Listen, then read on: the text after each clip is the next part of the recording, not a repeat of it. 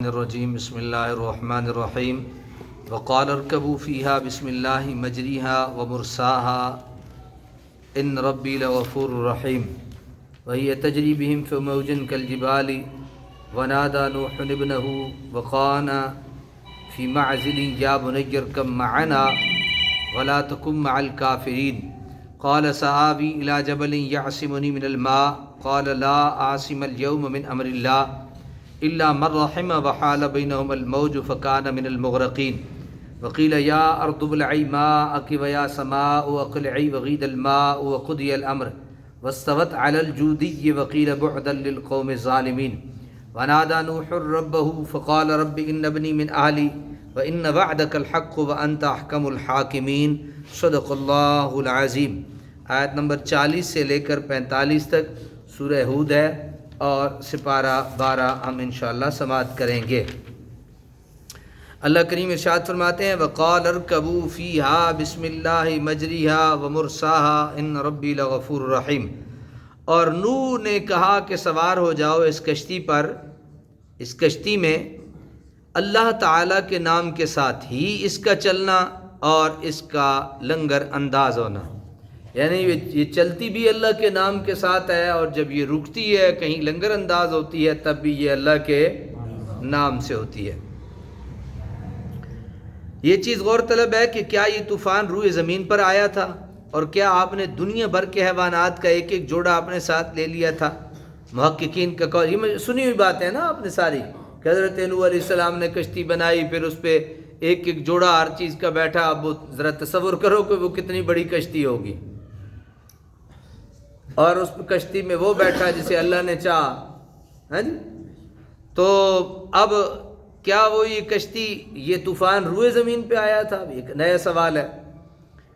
اور کیا آپ نے دنیا بھر کے حیوانات کا ایک ایک جوڑا اپنے ساتھ لے لیا تھا؟ تو محققین کا قول یہ ہے کہ طوفان صرف اسی علاقے میں آیا جہاں نوح علیہ السلام اور آپ کی قوم آباد تھی، اگرچہ ایسی تصریحات بھی کتب میں موجود ہیں جن سے پتہ چلتا ہے کہ یہ طوفان عالمگیر تھا، پوری دنیا میں آیا تھا، لیکن یہ اسرائیلی روایات ہیں یا ان سے اخذ کیے ہوئے علماء کے اقوال ہیں۔ کتاب و سنت سے کوئی ایسی نص پیش نہیں کی جا سکتی جس سے صراحتاً اس طوفان کا عالمگیر یعنی پوری دنیا کا ہونا ثابت ہو۔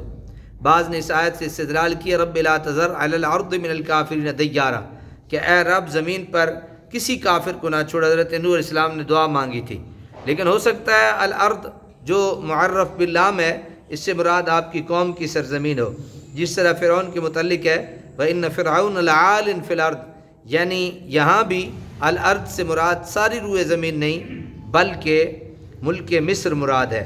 نیز من الکافرین بھی معرف باللام ہے، یعنی وہ مخصوص کافر جو آپ کی قوم سے تھے۔ قرآن کریم میں ہمیں یہ بھی تصریح ملتی ہے کہ آپ کی بعثت صرف آپ کی قوم کے لیے تھی۔ وَلَقَدْ أَرْسَلْنَا نُوحًا إِلَىٰ قَوْمِهِ، کہ نوح علیہ السلام کو اپنی قوم کے لیے رسول بنا کے بھیجا گیا، لیکن میرے اور آپ کے پیارے آقا صلی اللہ علیہ وسلم کو کل کائنات کے لیے رسول بنا کے بھیجا گیا۔ میرے آقا نے ارسلت الی الخلق کافہ، پوری کائنات کے لیے مجھے کیا بنا کے بھیجا گیا؟ رسول بنا کے بھیجا گیا۔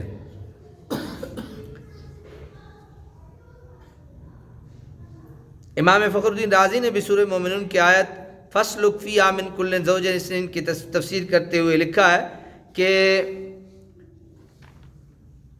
اے کل زوجین من الحیوان الذی یحضر فی الوقت اثنین الذکر والانثى لکی لا ينتقع نسل ذلک الحیوان، واللہ تعالی، کہ بھئی جتنا ممکن تھا اس پہ جوڑوں کو سوار کیا گیا تاکہ جو ہے اس نسل کو کیا کیا جا سکے، بچایا جا سکے۔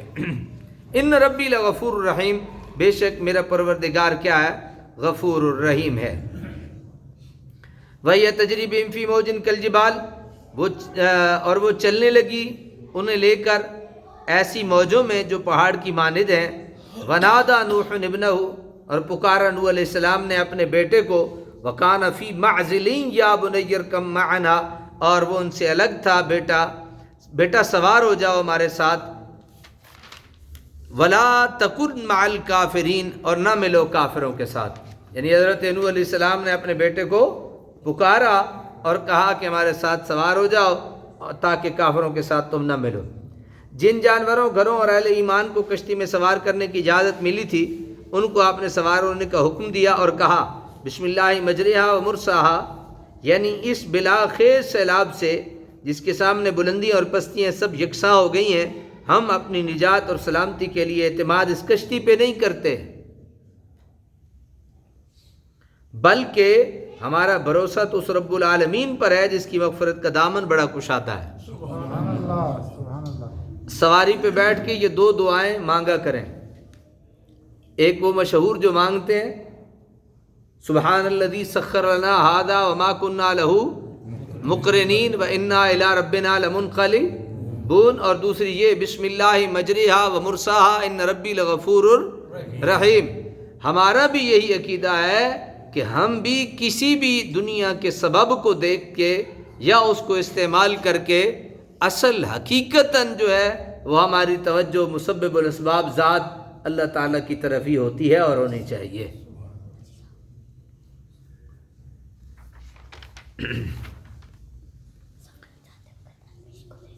اور جس کی رحمت کا ابر نساں ہر وقت ہی برستا رہتا ہے، ہمارے بیڑے کے چلنے کا آغاز اسی کے نام نامی سے ہو رہا ہے اور اس بیڑے کا لنگر انداز ہونا بھی اسی کے اسم پاک سے ہوگا، ہمارے سفر کی ابتدا بھی اسی کے کرم کے سہارے ہو رہی ہے اور اس کی انتہا بھی اس کے فضل سے ہوگی۔ حضرت سیدنا امام حسین علیہ السلام سے مروی ہے کہ حضور رحمت عالم عالمیہ نے ارشاد فرمایا کہ میری امت جب کشتی میں سوار ہو اور یہ پڑھے تو اسے غرق ہونے سے امان مل جائے گی۔ سبحان اللہ۔ بسم اللہ الرحمن الرحیم وما قدر اللہ حق قدرہ والارض جمیعا قبضتہ یوم القیامۃ والسماوات مطویات بیمینہ سبحانہ وتعالی عما یشرکون بسم اللہ مجریہا و مرساہا ان ربی لغفور الرحیم۔ یہ پڑھے تو کیا مل جائے گی؟ اسے امان مل جائے گی جب بھی کسی سواری پہ۔ طوفان کی شدت کا بیان ہو رہا ہے، یعنی یہ نہیں کہ سیلاب آ گیا اور وادیاں اور بستیاں پہاڑ اور اونچے ٹیلے غرقاب ہو گئے اور اس کی پرسکون سطح پر کشتی آہستہ آہستہ چلی جا رہی تھی، نہیں، بلکہ اس میں خوفناک قسم کی تند و تیز موجیں اٹھ رہی تھی۔ ایسا معلوم ہوتا کہ پانی کا پہاڑ بڑا چلا آ رہا ہے۔ اس دل ہلا دینے والی خوفناک طغیانی میں ایک کشتی اللہ تعالیٰ کے پیارے بندوں کے لیے ان کو دھاڑتی ہوئی موجوں کو چیرتی ہوئی سلامتی سے چلی جا رہی ہے، یعنی انہوں نے جب اللہ تعالیٰ پر بھروسہ کیا تو پھر اللہ تعالیٰ نے کیا کیا، انہیں کشتی سے اور اتنے بڑے طوفان سے ان کو بچا لیا۔ اس حال میں کہ آپ کو اپنا بیٹا کنعان نظر آیا جو آپ کی رفاقت اور سنگت کو چھوڑ کر الگ ہو گیا تھا، آپ نے فرمایا کافروں کا ساتھ چھوڑ دے، اب بھی سچے دل سے تائب ہو جا، اب بھی ہماری کشتی میں سوار ہو جا، بچ جائے گا۔ لیکن جو ازلی بدبخت ہو اس میں نصیحت کب اثر کرتی ہے، وہ اکڑ گیا، بڑی بے پرواہی اور گستاخانہ انداز میں کہنے لگا مجھے آپ کی کشتی میں پناہ لینے کی ضرورت نہیں، یہ سامنے کتنے اونچے پہاڑ ہیں، ان میں سے کسی پر چڑھ جاؤں گا، یہ پانی میرا کیا بگاڑ سکتا ہے؟ تینوں کی پتہ ہے اللہ تو چھوڑے ہے پانی۔ قال سآوی الی جبل، بیٹے نے کہا مجھے کشتی کی ضرورت نہیں، میں پناہ لے لوں گا، یعصمنی من الماء، کسی پہاڑ کی وہ بچا لے گا مجھے پانی سے۔ قال لا عاصم اليوم، آپ نے کہا بیٹا آج کوئی بچانے والا نہیں من امر اللہ، اللہ کے حکم سے، الا من رحم وحال بینہم الموج، مگر جس پر وہ رحم کرے اور اسی اثناء میں حائل ہو گئی ان کے درمیان موج، فکان من المغرقین، پس وہ ڈوبنے والوں میں سے ہو گیا۔ وکیل یا ارض ابلعی، اور حکم دیا اے زمین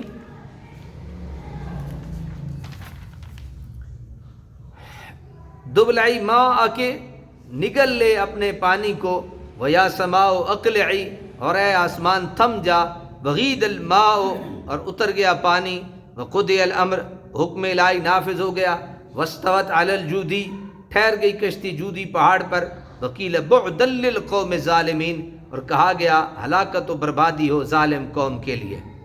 ونادى نوح ربه فقال رب ان ابنی من اہلی، اور پکارا نوح علیہ السلام نے اپنے رب کو اور عرض کی میرے پروردگار میرا بیٹا بھی تو میرے اہل سے ہے، وَإِنَّ وَعْدَكَ الْحَقُّ، اور یقیناً تیرا وعدہ سچا ہے، وَأَنْتَ أَحْكَمُ الْحَاكِمِينَ، اور تو سب حاکموں سے بہتر حکم کرنے والا ہے۔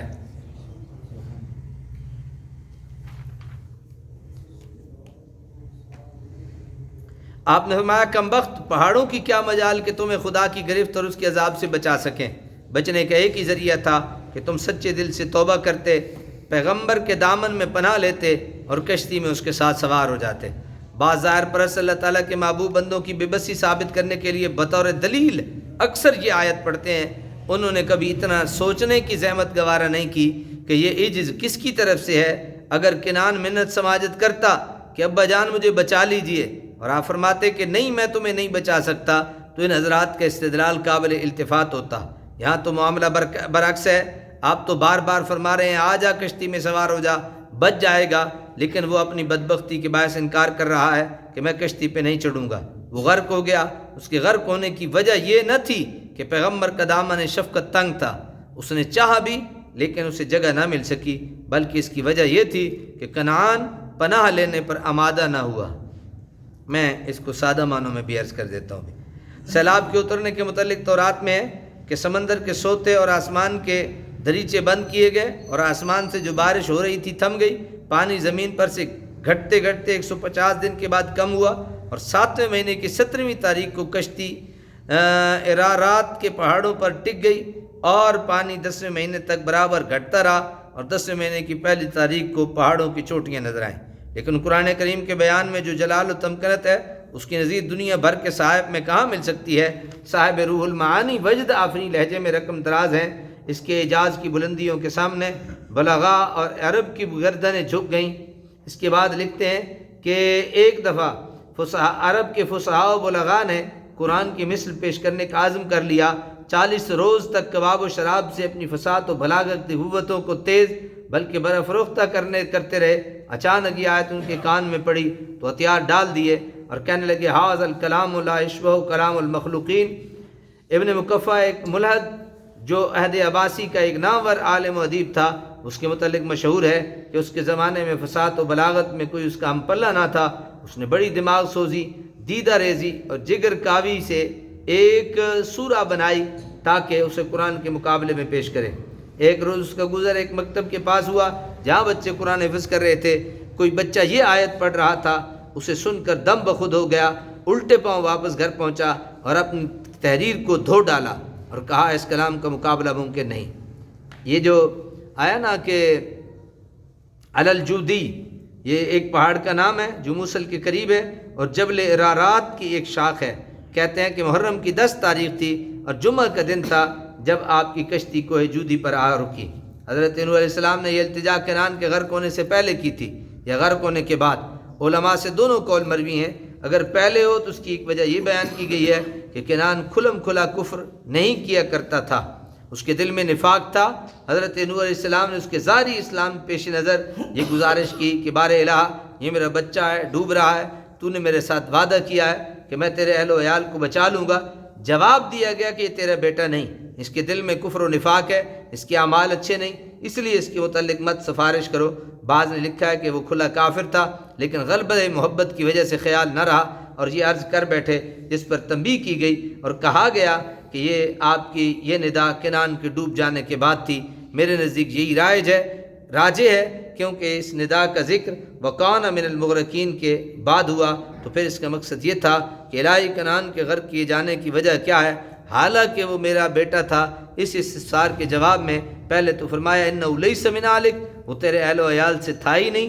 بعد میں اس کی وجہ بتائی کہ اِنَّهُ عَمَلٌ غَيْرُ صَالِحٌ، وہ بد عمل اور بد کردار تھا، اور ایسے شخص کو نبوت کے پاک خاندان کا فرد شمار نہیں کیا جا سکتا۔ معلوم ہوا کہ اللہ تعالیٰ کے نزدیک مقبولیت کا سبب صرف کسی نیک اور بزرگ کی اولاد ہونا نہیں بلکہ ایمان اور عمل صالح ہے۔ اگر نعمت ایمان سے محروم ہے تو اس کو کسی بزرگ باپ کا بیٹا ہونا کوئی فائدہ نہ دے گا، خواہ وہ باپ نوح علیہ السلام جیسا عظیم المرتبت نبی ہو۔ اللہ تعالیٰ کے نزدیک نجات اور ترقی درجات کا دار و مدار ایمان اور صالح عمل پر ہے۔ جس کی موت کفر پر ہوئی اس کے لیے بخشش نہیں اور نہ اس کے لیے کسی کی شفاعت قبول ہوگی، لیکن جو ایماندار ہو مگر شومی قسمت سے گناہوں کا ارتکاب کرتا رہا ہو اس کے لیے شفاعت اور بخشش کا دروازہ کھلا ہے جو ہوگی، لیکن جو ایماندار ہو مگر شومی قسمت گناہوں کا ارتکاب کرتا ہو اس کے لیے شفاعت اور بخشش کا دروازہ کھلا ہے۔ جو لوگ اس واقعے سے انبیاء و صلحاء کی شفاعت کا انکار کرتے ہیں وہ بھی حق و انصاف سے دور ہیں، اور جو اس گمنڈ میں احکام الہی کی نافرمانی کرتے ہوئے فلاں بزرگ کی اولاد سے ہیں، ان کی سیاہ بختی بھی دیدہ عبرت نگاہ کو خوف خون کے آنسو رلاتی ہے۔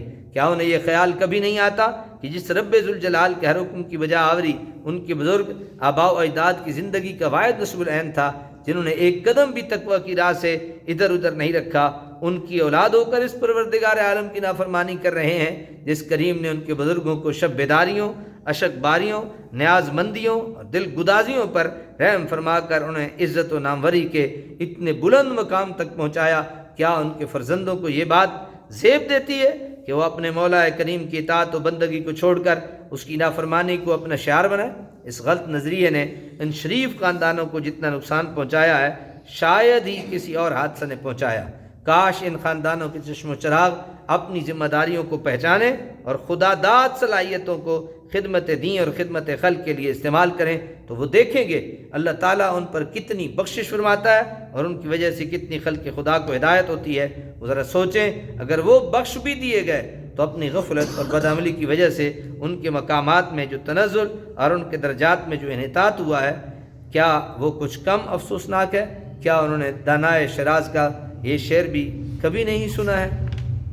اللہ تبارک و تعالیٰ عمل کی توفیق عطا فرمائے۔